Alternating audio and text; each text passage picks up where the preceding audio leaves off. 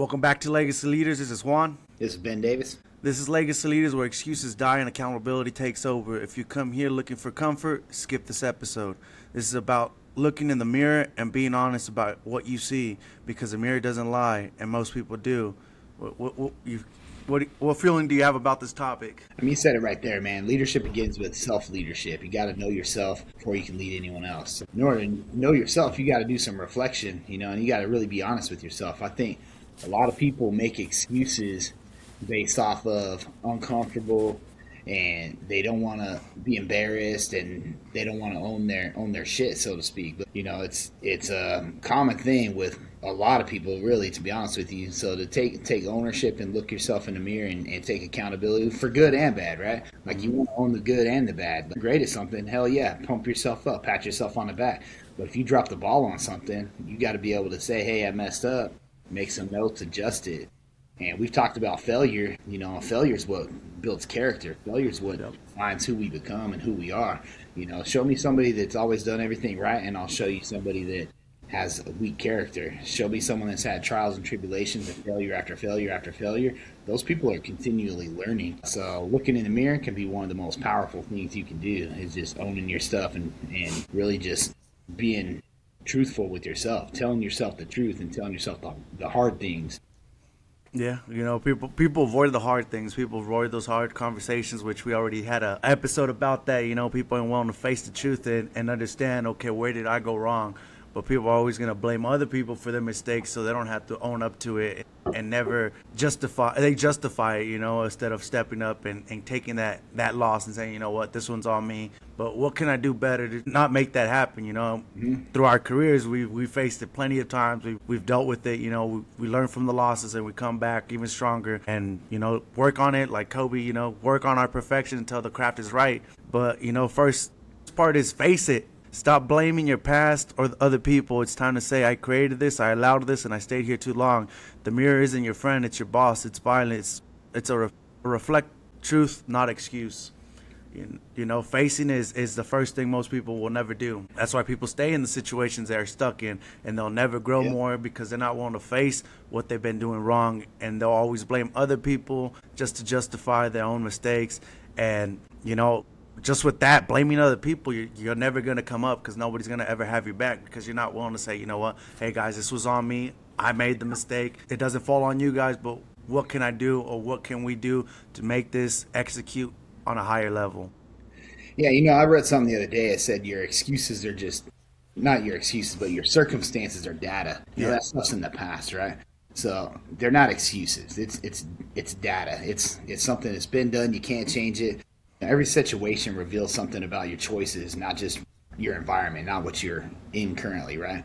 I mean, a lot of people talk about you're a product of your environment, and you are, because we learn, right? We've talked about you are who you hang out with before.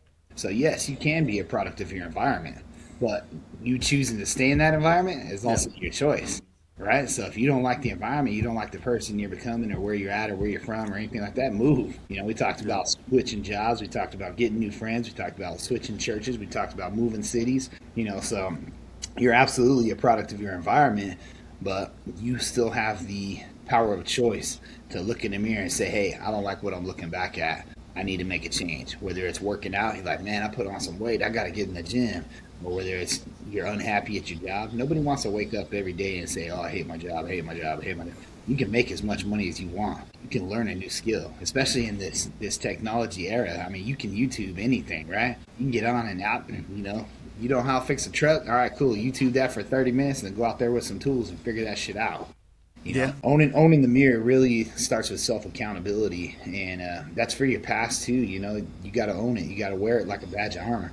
We all got scars. We all have things that we've learned from, and that's what builds character and teaches us how to be better people if we allow it to. Only if we allow it to, and not make excuses though.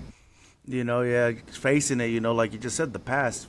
Shoot, I can keep on using my past to keep stuck where I was at, being fired and all this other stuff that I did. But, I came back even harder than I have, stayed humble, kept my head down and working. And, eventually everything falls into place, as long as you want to own up to it, work towards what you want, and not blame anybody else besides the person that's standing in the mirror, because that's the only person that made made those decisions. Nobody else made the decisions beside the man standing in front of the mirror, which was you, or that caused you to be in those situations. But until you decide to own up to it and face it and say, you know what, like I said, this is on me. It's my fault that I'm in these situations. So I got to change habits, change the way I think, change my environment in order to succeed and move up. Yeah, I mean, if you look at the common denominator, every problem you've ever had in your life, right? If you're in trouble with the law, DUI, in trouble with your parents when you're a little kid, there's one common denominator. It doesn't matter how old you are, how bad the situation is. That common denominator is yourself, right? So it doesn't matter if it's the law, if it's work, there's always a common denominator. So, and that's you. So if you can take accountability for you and realize that everything in life happens because of you, not to you. Yeah. That's a powerful thing, and that's I mean, they say accountability is leadership. It's superpower, right? Great leaders own outcomes, especially when things go wrong. So a lot of times, and you've worked with me for years, man. So if we win, it's we, or it's my team. If we lose, I take the accountability. If you were working for me and you made a mistake, I'll say, oh, well, Juan did this. I'd say, well, I allowed it to happen. Yes. I let this happen under my leadership, so I take the accountability. Yeah, so really owning that stuff, man, it's a superpower, and accountability is probably one of the biggest single assets you can have as a leader. And it starts, like we said, legacy leaders, one of the first things we always say is you can't lead anybody else till you can lead yourself. What lie do most people tell themselves so they don't face the music? What do you think of a lie most people say? I feel like they always blame other people, but it's never them. That's a big lie people tell themselves. Yeah. It wasn't I didn't make the decision, or I didn't do it. The biggest lie you can tell yourself is that it is somebody else's fault. I just talked about it. Everything in life happens because of you. Yes. Not to you, right? You got to understand that every action has a reaction. Yes. In order to get a reaction, you have to have put yourself in a situation to get said outcome, for the good or bad, right? Yes. We wake up, if we put effort behind what we're doing, like you don't just go to the gym, walk in, and all of a sudden you're buff, right? There's an action. You have to get up, you have to get yourself ready, you have to get in the car, you have to get to the gym, you have to effort behind working out, and the reaction is, hey, you're getting in better shape, right? It's the same thing with your job, it's the same thing with your family, and that goes back to something I talk about in my book, Elevate, is purpose, right? Yeah. Everything is done with purpose and intention. If you get up and just floating through the day like a butterfly, who knows where you're going to land? You know what I mean? Yeah. You have to have intentionality. You have to get up with a goal. You have to get up with a plan and know where you're going. So when you make excuses and blame other people, it's a immature thing to do. When it comes to leadership, it's an immature quality. You have to be able to look in the mirror and own it, and it could very well be something like, okay, I heard this thing yesterday, and it's like, okay, you have to own everything, right? Yes. I'm driving my car. I get to a red light. I stop, and then light turns green. I go through the light. Drunk driver comes out of nowhere, plows into the side of my car, right? It's very easy for us to say, oh, man, it was his red light. That was a green light, and he plowed into the side of me. And so it's easy to place the blame on the other person. I waited 3 seconds, looked both ways, seen that guy coming, right? So I can own that. I made a decision to go without looking both ways, and then I got plowed into. So, again, that's just a powerful example of owning it. Was the guy drunk? Yes. Did he run a red light? Yes. Is it his fault he hit my car? Yes. Is it also my fault that he hit my car? Yes. Right? So, own your accountability and your piece of it. And that's just one example, but we're so quick to pass the blame to other people. But everything we do in life is a reaction to a current action. Yes. And so it's like you have to own your accountability and look in the mirror. And that goes for everything, whether it's the shoes you pick to wear today. All of a sudden you busted your ass in the supermarket because there's water on the floor, like you chose to wear certain shoes. Like if I'm wearing my cowboy boots, I'm going to eat it. Yeah. Wearing my work shoes, I'll probably be all right. Yeah. So every decision we make affects the outcome of how your day goes, how your success runs, how your life is going. So it's those small habitual things that we do daily. What's the first book I ever had you read? Chop wood, carry water. Small decisions, right? Incremental decisions. Small incremental decisions lead to the bigger picture. So it's about habitual things and intentionality and purpose. Yep. Let's get into the next one. What habits do people keep on repeating that they refuse to change? It's I feel like it's blaming other people, but not only that, but those habits that you ain't willing to change because most people say this is how I am, this is the way I grew up, this is how I am, I can't change. But those same habits are the same habits that keep you stuck and keep you repeating the same cycles that you're currently going through, and they will not change, and people don't realize if you ain't willing to change those patterns, you're going to keep stuck in the same situation. You're never going to grow. You're never going to elevate to that next part of your life that you want to go to. And, people make those, blame other people or never change those habits because they want to feel that satisfaction of it wasn't on them. It wasn't on me. I didn't do it, but they don't see that those same habits are keeping them stuck there. It's like, I'll give you an example. Me smoking, me drinking. I was going to stay in that same situation if I didn't change it. But 100%. knowing those habits were keeping me in the same situation, same spot, and I wasn't going to grow if I wasn't able to let go of those things, I made a decision to stop doing them. Yeah, did I fall back in it? Yeah, I did, but I left them again. And currently, thank God I've been clean and sober for a long time now. And my life has changed, big time, that I'm proud and I'm happy about the decisions and every bad decision. I'll give another one. Me getting mad all the time was the thing that was keeping me stuck in the same situation. I wanted to get promoted, but I wasn't going to get promoted because I couldn't control my attitude. I couldn't control the way I reacted. Like you said, every action leads to a reaction, but I didn't see that. And I kept on getting mad. I kept on talking to people in a rude manner, but not seeing that those were the factors that were keeping me stuck there. Nothing else besides that attitude that I was having was keeping me stuck in the same situation until I realized, okay, I got to own it. I got to step up. I got to control.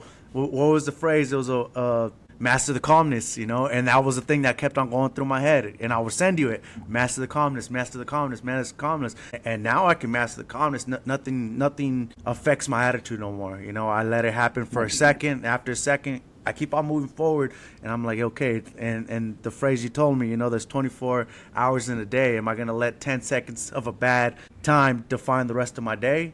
Or I'm just going to move forward and let it be and keep on moving to make the best of my day, And those were some of the habits that I was doing that I had to change, which I did change. And thank God that I was able to change them because I've been having success and more success coming my way, from me being able to change my habits, my attitude and everything. And now doors are opening up again for me. I'm getting opportunities, and it's being able to accept those habits and accept those bad habits, but know to change the habits. That's where the emotional maturity shows up. The emotional maturity is looking in the mirror first, right? And it's how we respond that really defines your leadership. And as we all grow, we're all growing. I don't care if you're 10, 20, 30, 70. We don't stop growing emotionally or mentally until we pass away, right? And so, the definition of insanity is doing the same thing over and over expecting a different result. Emotions are very contagious. Well, we talked about that before. You getting up, being angry, that's just, it becomes a habitual thing, and you're neurologically mapping that emotion. Right? So we talked about having the intentionality to change that connectivity of your brain to your reactions. So you got to be able to do that. So we talk about owning the mirror. I mean, positive affirmations daily, literally, like not figuratively, but literally stand in front of a mirror and own it, and use those positive affirmations. Talk to the mirror and talk to yourself. When we do exercises for like speaking, right? Say you go on stage, be a public speaker and stuff, you want to practice it. You don't just get up there and wing it, because then you get off topic. It's kind of, you go in circles and stuff like that. So you got to mentally prepare. You got to run through it. You got to practice it. So why don't we do that with the rest of our life? Why don't we do that with positive affirmations daily? Why don't we practice the power of positivity when we get up and use that neural map of our mind to become different people, whether it's an attitude thing or an emotional thing or whatever, right? But self-awareness really creates influence. People trust leaders who know their strengths and their blind spots. But in order for you to know my blind spots, I have to know my own blind spots. Yes. And then I have to get real vulnerable and say, hey, man, I'm not good at this. I need a coach to help me along in this area, or I need a mentor to teach me, or I need to read a book, or I need to YouTube, or whatever it is to work on that stuff. So you got to be able to get vulnerable, look yourself in the mirror and own your shit, like really look at yourself and be like, man, you are not good at this. Yeah.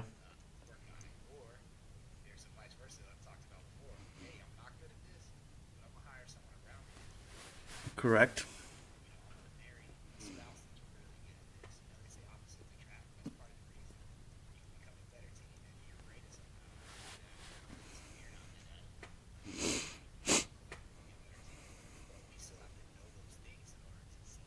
Yeah.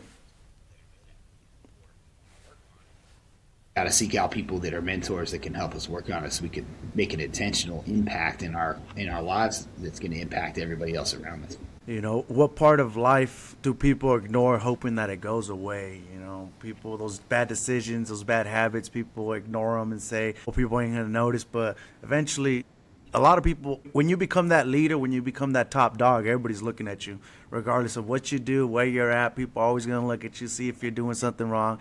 And we hope that people don't see it, you know, and we keep on moving forward, you know, and hope that it goes away, you know. But nothing in life goes away. It's always going to be stuck there until we face it. You know, the history repeats itself until we understand what we did wrong and what was causing those actions to get a reaction. And until you face it, it's never going to go away. Everything's always going to be there. You know, could be from those habits could have been built up from a childhood, you know, growing up with your parents and seeing your parents having those same habits. So you adapted those habits. You adapted the character of your dad, your mom, you know, and you move up. And it could be from all that, you know. I used to say I have my dad's attitude, but that was something that I learned. But knowing that I could change that attitude, you know, I didn't have to get mad all the time. I didn't have to be an angry person, but understanding that I could change it, I didn't have to allow it, and owning up to it, you know, because it was never going to go away until I faced it. You know, I had to be able to maintain that calmness, you know, and I'll keep on repeating it, you know, being able to maintain the calmness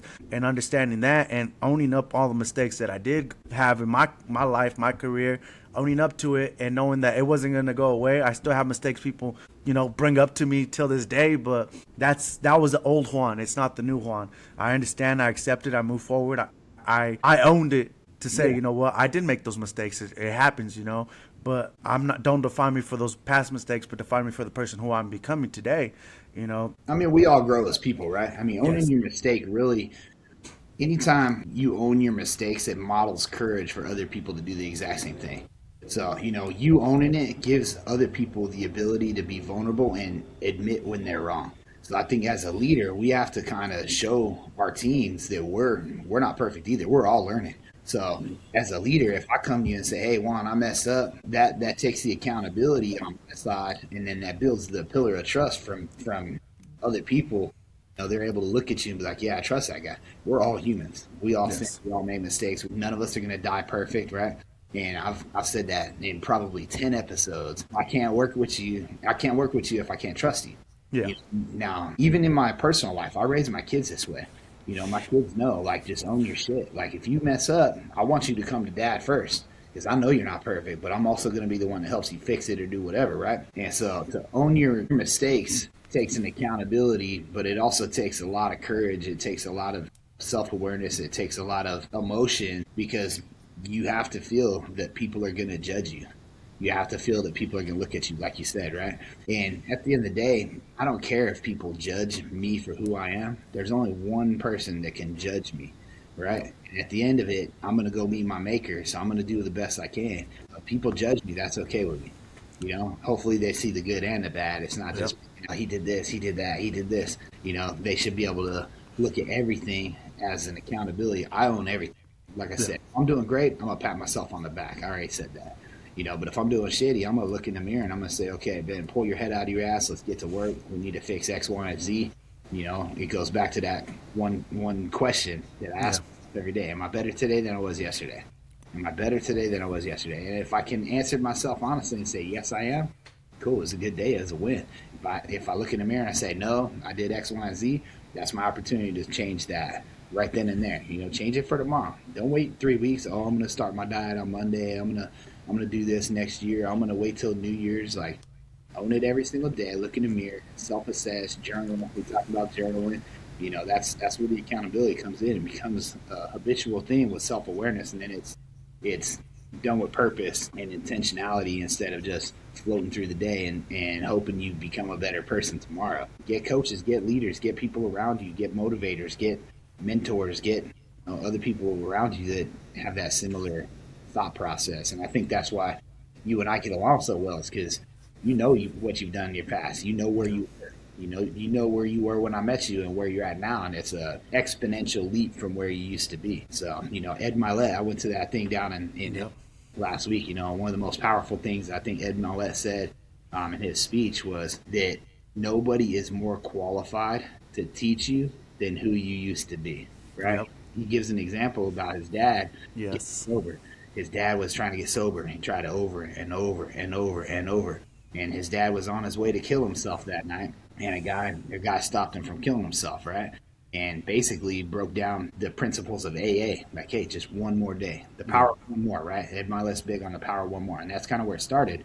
Was, hey, one more day, one more day. His dad talks about being an alcoholic. And, hey, I may be able to do it. I may go my whole life without drinking again. But that's not my goals is my whole life. It's one more day. For today. Yep. That's the principle of like AA. It's the same thing. Can you start over one day at a time, one day at a time? But nobody's more adept to teach somebody than somebody that's already been there. Like, you don't want to hear in AA, you don't want to go listen to someone that's never had a drinking problem. Correct. Because there's no credibility in that. There's no credibility, right? Now, if I could look you in the eye and say, hey, man, I'm an alcoholic.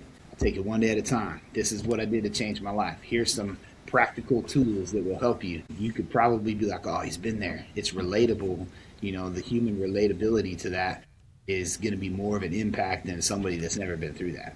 Yeah, and that right there, bro, that's one of the things that I love it listening to El Milet, and that's one of the things that I always loved when he says that, you are more qualified to help the person you once were. And that to me is something that's always in my head, and I always think about that because, who do I try to help out? People that were stuck in my situation, that had to go through what I had to go through. And if I can help you avoid those situations, well, I'm gonna do the best that I can to help you, and sometimes a lot of people ignore us, or some people don't want to face the music and say that they don't have the problem, but being able to help people, and that right there, that Ed Milet one, and I love that quote so much because I was an alcoholic, and I admit it, and I always admit it, I was an alcoholic. I did have a big drinking problem, but that for today, and I keep on living that quote right there. I keep on using it every single day. For today, as long as for today I won't drink, and then I keep on going, and it's been helping me a lot. But that right there, that Ed Milet, you're more qualified to help the person you once were, is a super powerful quote right there. Huge. That Huge. If you really think about it, because we try helping people we might not, that are probably not in our situation. Yeah, we're not relatable with them. We're not relatable when we try helping them. But if we sit down, like you just said, someone goes to AA and they've never had a drink. Well, how you can understand what I'm going through, what I'm feeling, what I'm living? But if a person that stands up there that's been drunk for 20 years and been able to be clean now and been clean for 5 years, well, yeah, I want to listen to you. And there goes that quote that says, get a mentor that has what you want, because that's the person that's qualified to help you get where you want to go. Because you can't ask someone that doesn't have the lifestyle that you want. It's not going to give you to the road where you want to go, I'm not going and asking financial questions to someone that's driving the hoopty that lives in the ghetto, right? Like, you're not qualified to help me. You might have the knowledge, but you've never applied it. A theory is not the same as acting things out, so you got to find people, mentors that have done what you want to do, or they're in a position that you see yourself or want to be in. I think we got to stop waiting for permission to change too. Leadership growth doesn't require a title. It's literally a decision. I tell people all the time, like, you don't have to have a title to be a leader. Like, you don't need to be listed as, oh, I'm the manager of procurement to go do whatever it is, right? Like, I don't care what it is. You don't need a title. You don't need permission from other people to be a leader. You can stand up in your morals and your values right now today, and act with integrity, whether it's work or whether it's outside of work. It could be something in the community. You don't need a politician's title to go and change the community. You can do it one person at a time, and that starts with the man in the mirror. It's the name of the episode, right? Own your stuff. And then take that principle of that Ed Milet and go teach people that, you used to be, and bring that person up and better everybody. One of the reasons I think you and I clicked is because you understand my history. You understand where I came from. So you're looking at all the stuff that I've been through and the stories that we've shared, and you're like, oh, damn, if he can do it, I can do it. It makes it more relatable, which gives you that extra boost to be like, all right, man, it's achievable. It can be done. Same thing with Ed Milet's dad when he was going to kill himself. The guy that saved him, by the way, wasn't the guy that was in AA for like 30 years. He tells a story. The guy that actually saved him and talked him out of killing himself and getting sober had only been sober for 30 days himself. 30 days is nothing in sobriety, right? Like, I mean, it is because every day counts. But Yes. think about that. Like, if we were like, "Oh man, you've only been sober for 30 days," like your opinion doesn't matter. You know, if Yeah. you didn't write something like that off, where would that have Yeah. led? So I think stop waiting for permission, man. You want to change. Make a conscious decision and act with purpose. Let's get into the next one. Own the patterns. Every repeated mistake is a message. The mirror shows patterns, cycles, weak spots. You see it, you ignore it, you defend it. That's why most people never lead. That's why most people stay stuck. And it's true, you know. And I just talked about the patterns, that we go through the patterns, and we never. History is always going to repeat itself until we understand the patterns and where we've been. What mistake have I been doing that keeps on leading me to the same spot that I'm at? And a lot of people ignore it. They see it, but they defend it. You know, they don't want to be the blame. They don't want to accept their own mistakes, but that's what keeps you stuck there. And a lot of people, probably why a lot of people get stuck in doing the same things for about 10, 15 years until they get to that point of life and they're like, well, how can I change now? And it's never too late to change, but you know, you could have changed it 15 years ago if you would have decided to say, you know what, this is where I'm having this mistake. This is where it keeps on repeating itself. Let me change what I'm doing so I can have a different result. And like you just said, the definition of insanity is doing the same thing over and over again, hoping that you get a different result. Unless you tweak it, and I'll give an example. Thomas Edison, right? He took a 1,001 attempts to make the light bulb, but every attempt he was tweaking something, he was making something different until he got that 1,001. That last one he did, finally he found how to make the light bulb, and that it's doing it but tweaking it through your process of going through it. And that's looking in the mirror, and that's taking accountability. I mean, it's the same way whether it's your mentality or your work or your relationships or whatever. You have to reflect on what's working, what's not working, and if it's not working, change it. But I think we get stuck in the trap of comfortability too, and that's why we repeat those same habits over and over and over, because we get comfortable, and now we're just surviving. We're not living. If you're living comfortable, like, that's fine. Like, if you got a good life, you got a good family, you're in a good job, if you're truly content with who you are, then those patterns are fine. But nothing's guaranteed in life. What if you get laid off? Are you still comfortable? What if your spouse finds somebody else? Are you still comfortable? So you still got to work on things, because if you're not moving forward and you're not doing things with intention, other people will leave you behind. The world will leave you behind. There's always peaks and valleys. Things are going to happen. Your kids, your family, or your life. What if you end up losing the child? Or what if they get sick? So you got to own every single day. Even if you're comfortable and you're content with where you're at and you're happy with life right now, you're not always going to be happy if you stay right there. You have to continue growing. You have to continue learning. So those habits really define us, and you have to look in the mirror and say, how can I get better? How can I be 1% better tomorrow than I am today?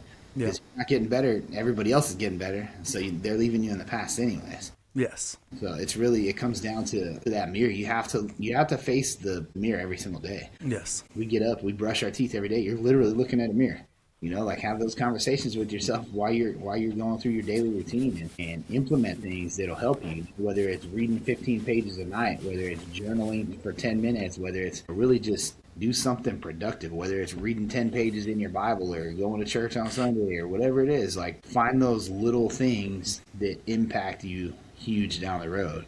We talked about that book, Chop Wood, Carry Water. It's your daily habitual things that are going to add up to the grand picture. So what can you change today? Like, if you're not working out and you're like, man, I'm going to start going to the gym, and you go to the gym and you go do 2 hours, you burn yourself out.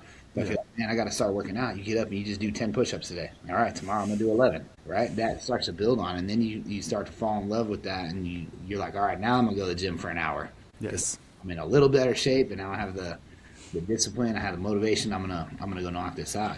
So, but your habits, they really are your resume, right? What you do daily tells the real story of who you are, and who you're leading. And if you're someone that's leading yourself well, you can lead your family well. You can lead your job well. You can lead your spouse well. So really, lead yourself. And everyone else will follow. Why do people play the victim role instead of stepping it up? I think a lot of it is because they're comfortable, man. But people play the victim role because it justifies them not trying harder. It gives them an easy out to quit, or an easy out to just continue doing the same things they're doing every day.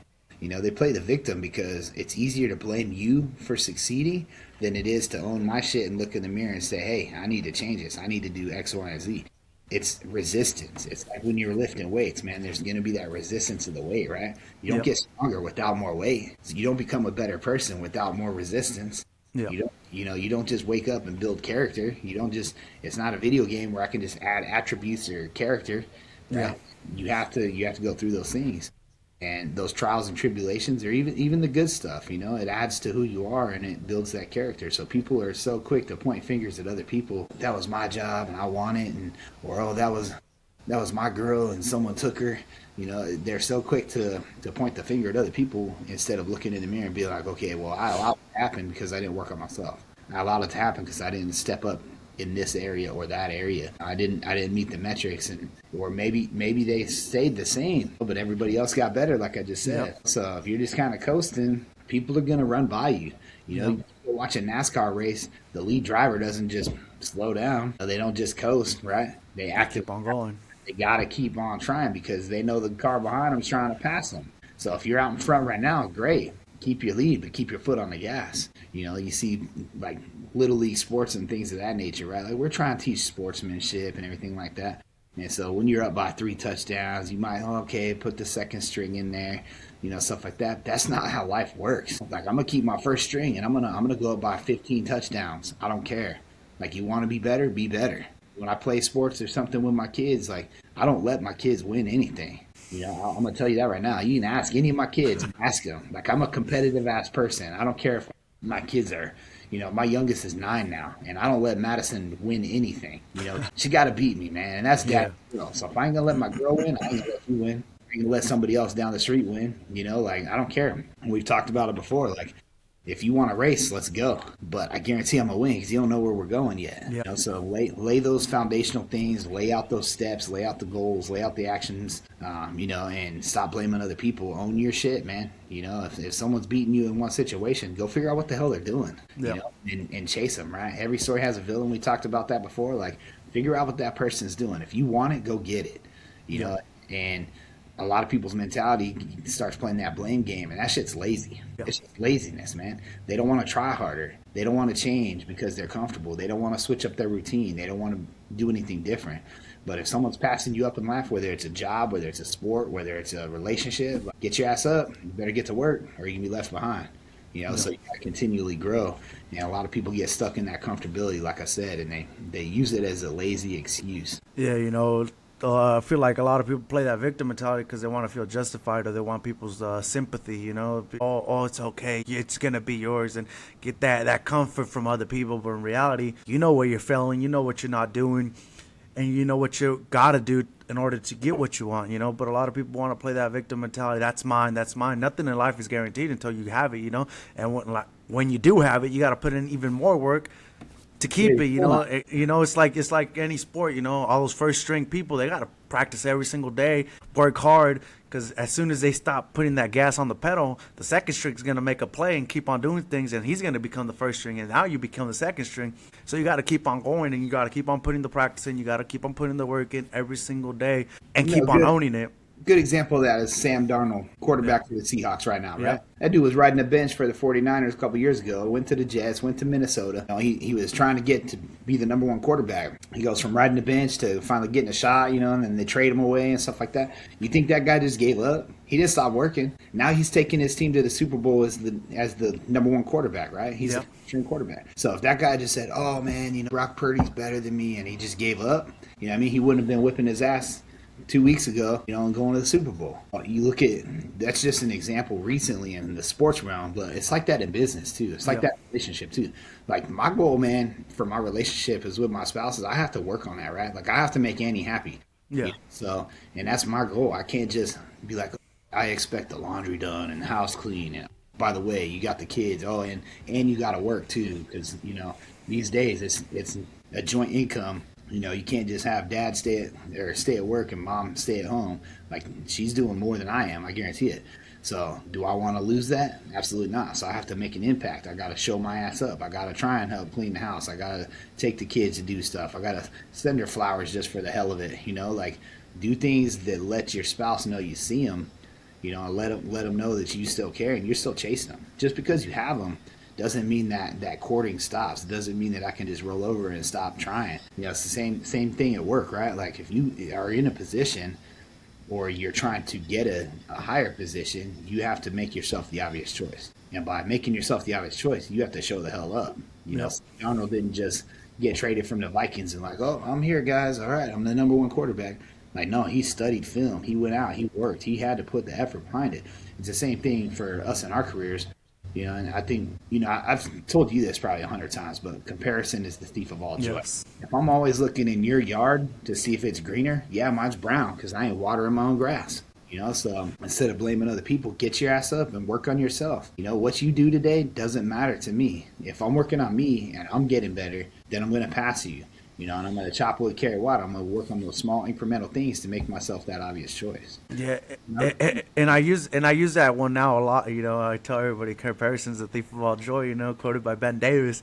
I tell people all the time because, like, I tell people what I do doesn't reflect of what you have. What I do reflects what I have. What I'm going to get. My work doesn't define your paycheck. My work defines my paycheck. What I do is going to make me money, not make you money. But if you want to learn, I'm willing to teach you.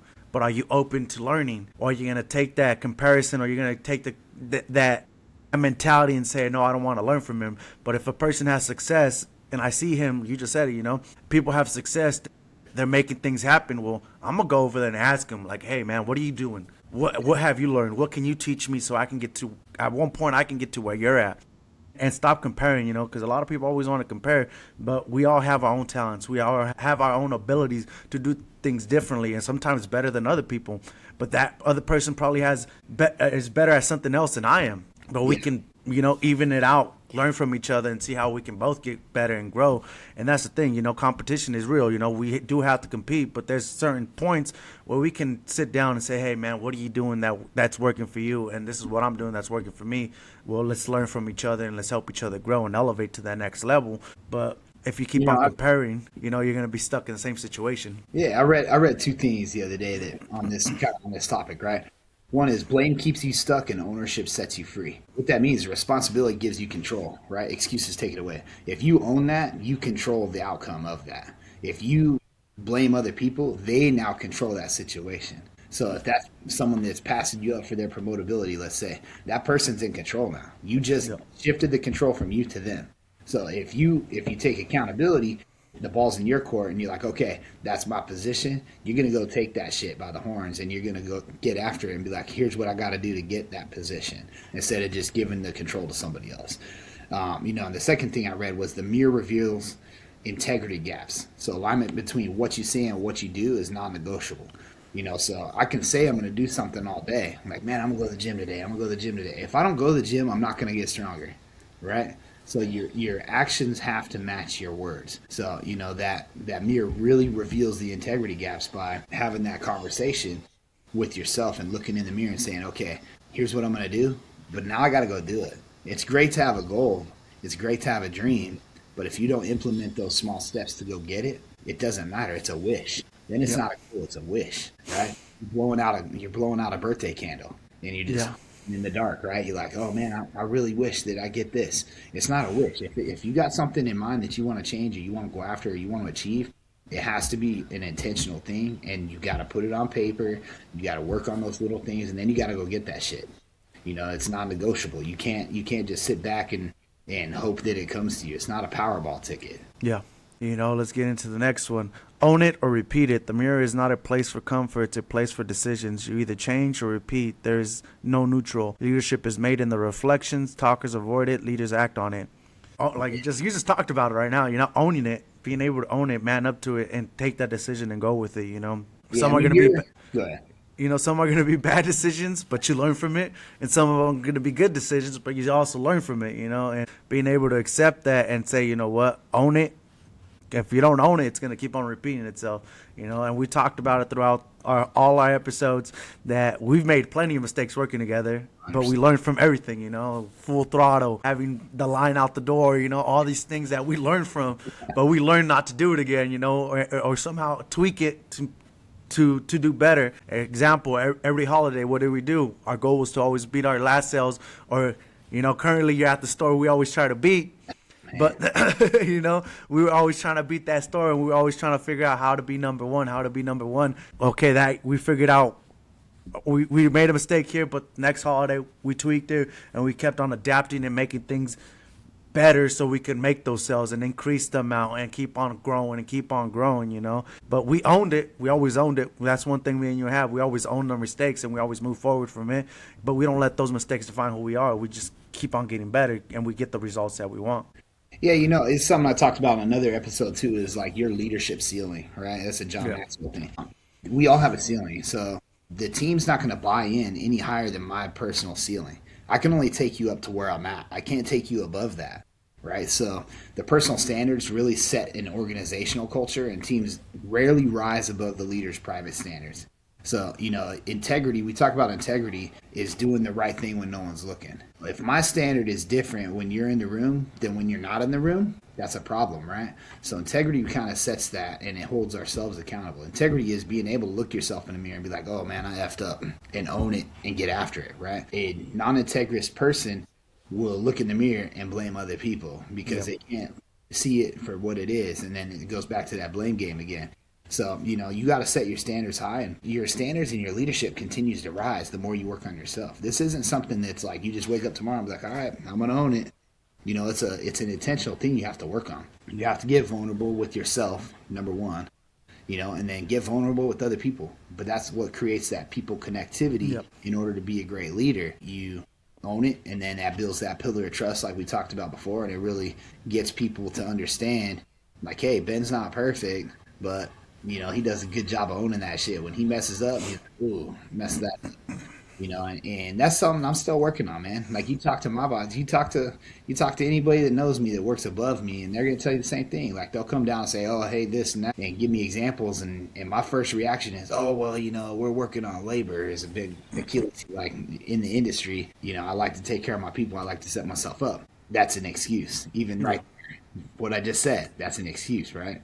Like, there's black and white. Like, hey, you need to work on this. Absolutely. I'm going to get to work. Here's what I need to change. So just making those excuses, look in the mirror, it's a daily habitual thing, and it's not something you just wake up and you got it or you don't got it. Like, you have to make that conscious decision to look at it every single day and not make excuses. Yeah. And I'm going to cut it short because I want to ask you a couple questions, because the man in the mirror, man, I always tell you congrats on your promotion, but you had to face that old version of you to get to where you're at today. Now you're running one of the busiest stores, making way more money.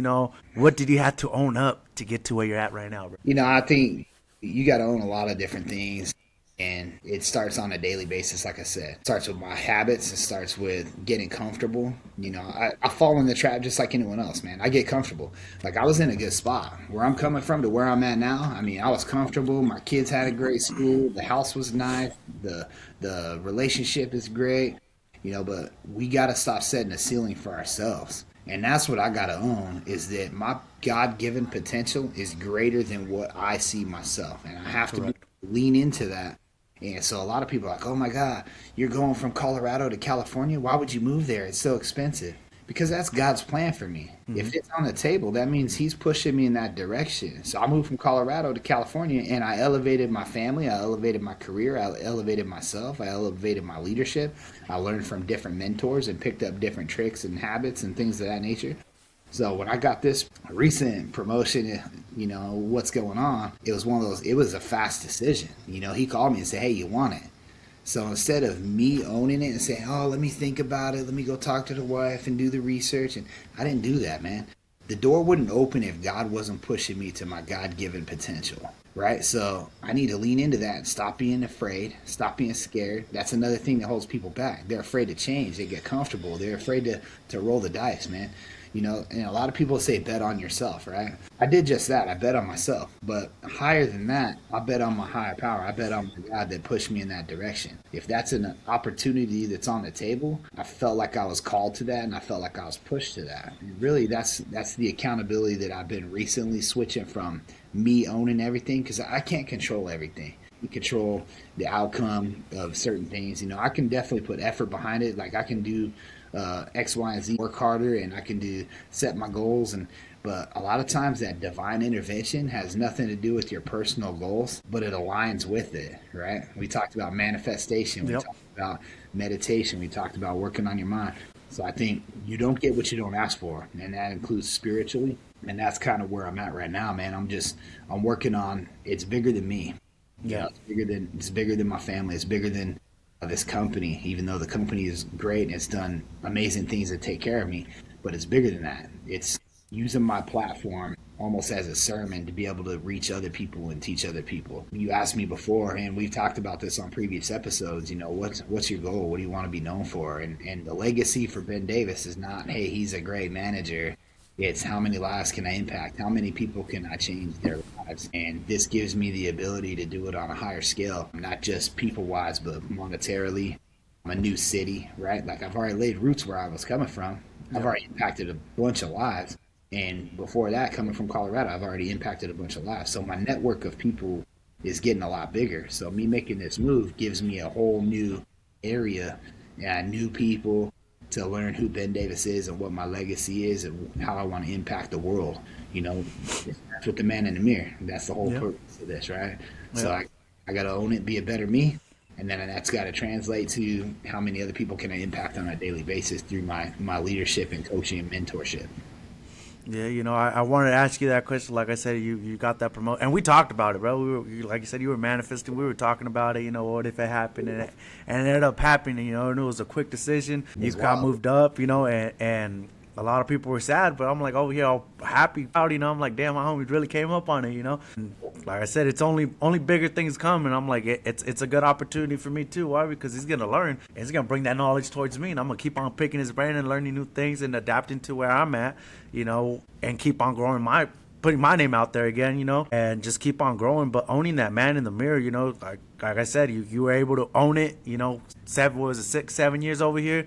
You owned it. You faced the man in the mirror. You had to do what was done, and you were given that opportunity to, move up even more and be able to have a better opportunity to keep on growing up higher, and this is just a prime example, owning the man in the mirror and showing that in order for you to grow, you got to elevate yourself and help others elevate where they're going. Yeah. But, people can say it was overnight, but man, you've been putting in the work for over 15 plus years now. You've been doing it, working hard, and this is an opportunity. It's not where you want to be, but it's giving you a step closer to where you want to be in life. And it's just going to keep on opening doors, and opportunities are going to keep on coming from you being in a better position now. You're at a great position, but you're at an even better position now. Mm-hmm. And it's going to just open more doors up for you and push you to a higher spot and get you more known than you already are, And people don't see that, It takes time. It takes time to get to where you want to be, and sometimes you're not going to be where you want to be, but you're a step closer to getting to where you wanted to be. If y'all ever watch like Gary Vee talk, and he started a company and it's a great story to listen to. But Gary Vee talks about it all the time. Like, he'll go and talk to people and they're like, oh, how did we become successful like you? And the first question he always asks them is, how old are you? Like, you're not even a quarter of the way. Like, you're in your 30s. Like, you haven't even begun. You look at a lot of successful people. John Maxwell's 73 years old, and he still has a speaking coach. He's been doing it for how long? He's probably one of the world's greatest speakers on a stage, and he still has people coaching him and mentoring him. But transformation really starts with an honest conversation with yourself. Before you can change the world, you must confront the man in the mirror. And that's what this episode is about, is confronting yourself and having those. We talked about courageous conversations in another episode. This is probably the most courageous conversation of all, because you have to break down your own walls. And you have to be honest with yourself and stop making excuses and own who you are and your circumstance and where you're at. You're not just a product of your environment. You're a product of what you think. Correct. But like I said, that's one of the reasons we haven't been able to do episodes lately. He's a busy man. I'm doing my own thing. I'm getting opportunities over here, so I've been a busy person as well. We finally got that unknown man in the episodes, for everybody who's been asking or wondering. I got the unknown man we always talk about. I started doing Spanish ones as well because we're trying to expand, the audience and be able to not just give it to English-speaking people, but we also want to give it to Spanish speaking people. You know, we want to grow and put leadership on the map, not just for, like I said, English speaking people, but also the Latino community. Be able to give them the opportunity to get some leadership and some knowledge with it. You know, I know you can speak Spanish, but like I said, you've been caught up with some with what you got going on right now, so we haven't been able to have that time to link up and be able to record. You know, we're doing it right now at 9 a.m. I'm about to head to work. You know, he has a day off today. But this is what we're willing to do to be able to give the information out. This is what we're willing to do to grow our own selves, you know, being able to hit those routines and keep on going forward and not make excuses, but find solutions, you know. And, you know, with that being said, if this episode made you uncomfortable, good. Discomfort is the price of leadership. Own the mirror, own the mistakes, own your growth. Weak people defend their reflection, strong people change it. This is Legacy Leaders. Now go lead. And with that being said, we're out.